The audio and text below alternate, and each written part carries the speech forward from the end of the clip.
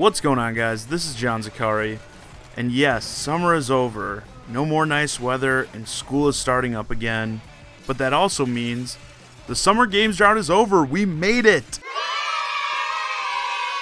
That's right, as the leaves begin to fall from the trees, as do the great games into our hands, and we've got quite the killer release lineup this holiday season, and everyone's making their video game pickup lists and checking it twice. So I decided to take on the daunting task of whittling my list down to 10. 10 games that I want this holiday season above all others, ranked in order of how badly I want them. Very original, I know. It took a lot of man hours, tears were shed, blood was spilt, but I've finally done it.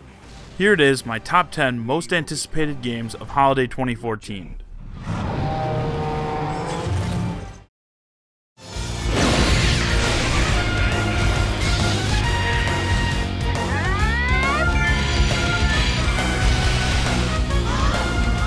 Rounding out the list at number 10 is Hyrule Warriors. Do you like Zelda? Do you like Dynasty Warriors? Well, then this game is for you. Choose to play as any of your favorite iconic Zelda characters like Link, Sheik, Ganondorf, and that girl with the book, and rip through hordes of enemies. Alright, but if I can be real for a second, when I saw that cutscene of the moon from Majora's Mask getting pulled into that dragon, I was just like, yes, I'll take one of those.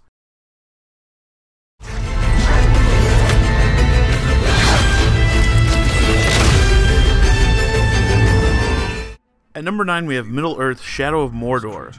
Now I have to say that at first, I thought this game was going to be like an Assassin's Creed ripoff. Well, if Assassin's Creed was fun and had decent combat. But the more I watched it, the more I learned how versatile this game actually is. The Nemesis system that allows you to build a rapport with your enemies seems to add an extra layer of immersion that makes you feel like you're experiencing your own personal story. Plus, you can possess your enemies to build up an army of your own and have them do the fighting for you. Ratbag is war chief! That snivels and whines. I just thought that we...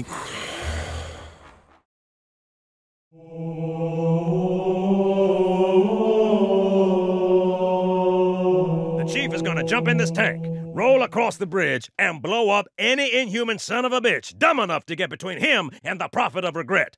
Normally, it's really hard for me to get pumped about a remastered game, especially if it's something I put hundreds of hours into already. But my god, am I ready to go back to Halo. Locking in at the number 8 spot is the Master Chief Collection. Sure, I've already bought all the games once before, and the first one twice, but I'm ready to do it again. All the games brought up to 1080p resolution and running at a smooth 60 frames per second. All I can say is, 1v1 me, bro. BR's only on Guardian. Let's go.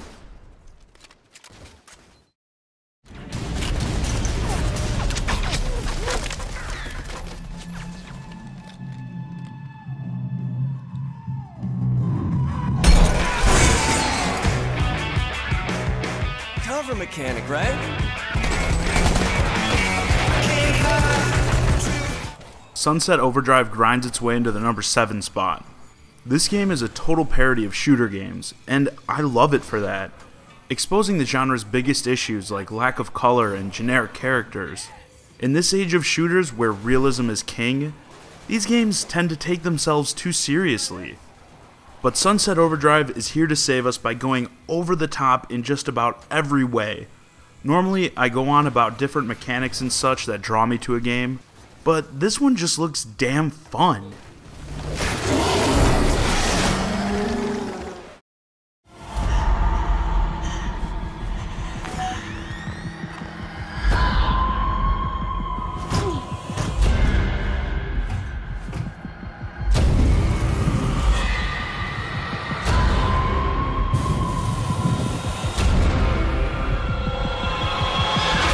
Alright, let me get something out of the way before I start talking about this game.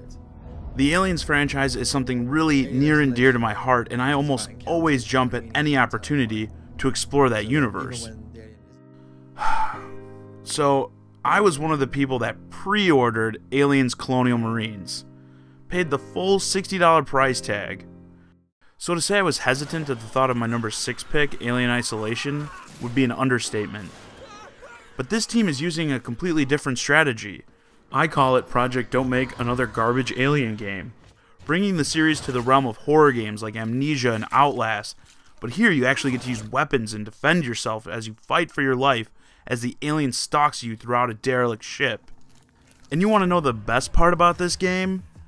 Is Gearbox doesn't have its grubby little fingers in it with the ability to outsource it to some random studio and go back and forth for years only to release a piece of crap game that no one wants to play. Oh, am I talking about Colonial Marines? Or am I talking about Duke Nukem Forever? Just stick to what you're good at, Gearbox, and that's milking the Borderlands franchise to death.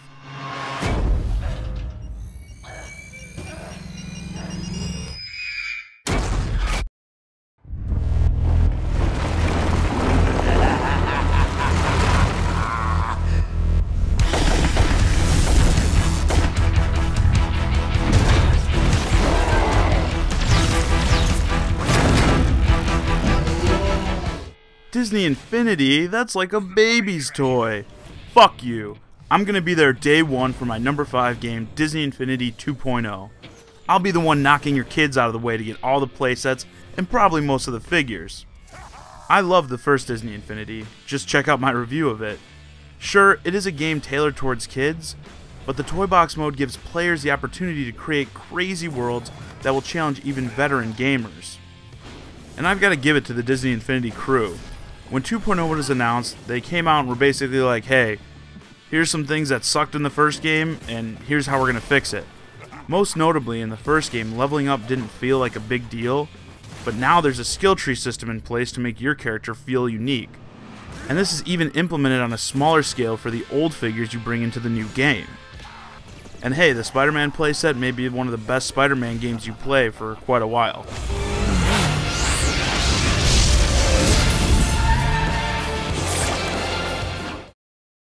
At this moment, you are the only threat I see. The world is tearing itself apart, but they say I can stop this. Coming in my list at number 4 is Dragon Age Inquisition. I enjoyed the hell out of the first Dragon Age game, but the second, well, I kind of felt the opposite towards that one. It makes sense that after kind of dropping the ball with Dragon Age 2, BioWare wants to rebrand the series. And it looks like it's going well for them as combat looks faster paced, but strategy still plays a key role. I feel like this is kind of what they were going for with the second game, but better executed. And once again, BioWare is giving us some multiplayer. Normally, I'm not a huge fan of multiplayer coming into a traditionally single-player franchise, but BioWare knocked it out of the park in Mass Effect 3, and I trust them to do it again here.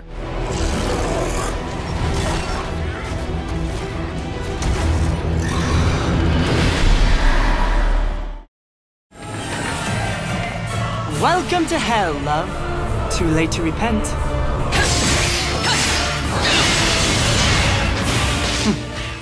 Bayonetta 2 beats its way into the number 3 spot.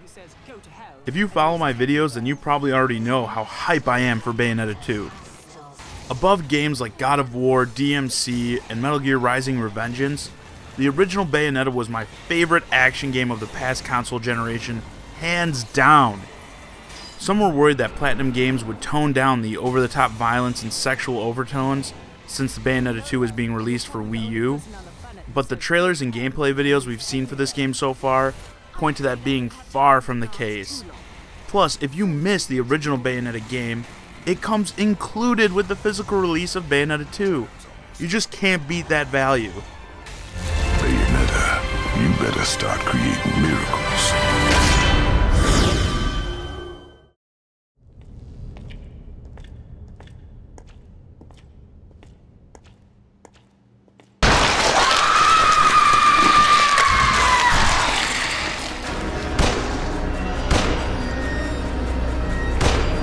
Just shy of my top spot is The Evil Within. Honestly, I heard this game was being directed by survival horror icon Shinji Mikami, and saw a couple of early gameplay videos, and that was it. I basically imposed a media blackout on myself for this game, as I don't want to know anything about it. I want to be totally surprised by everything when I play it. While I haven't seen much on this game, the main complaint I've heard is that it seems more gory than scary. But I'm okay with that because, newsflash people, Resident Evil 4, considered by many to be the greatest survival horror game of all time, also more gory than scary.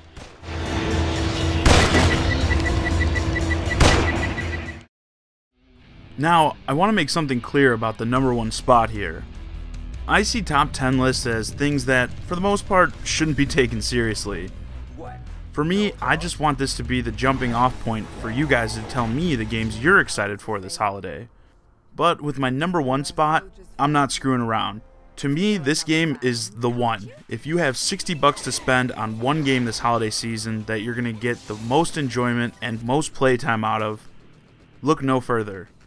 Here it is, #1.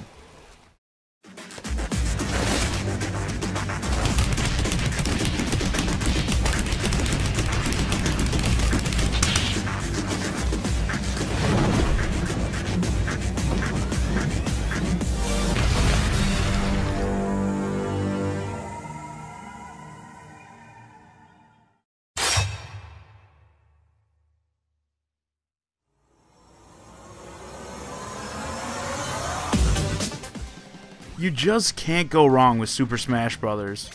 I can't even seem to get away from these games.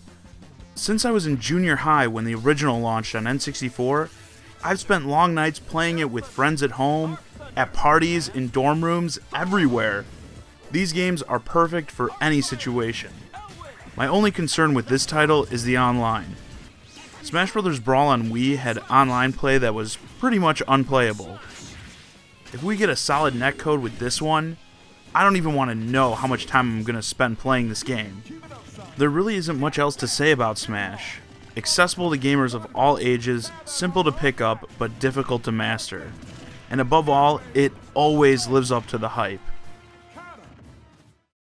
Well, that's a wrap for this video. Make sure to let me know what games you're looking forward to playing this holiday in the comments. And as I've stated before, I'm not about console and fanboy wars. So the most important part about what games you're looking to buy this holiday season is that you enjoy them. As always, I'm John Zakari, and thanks for watching.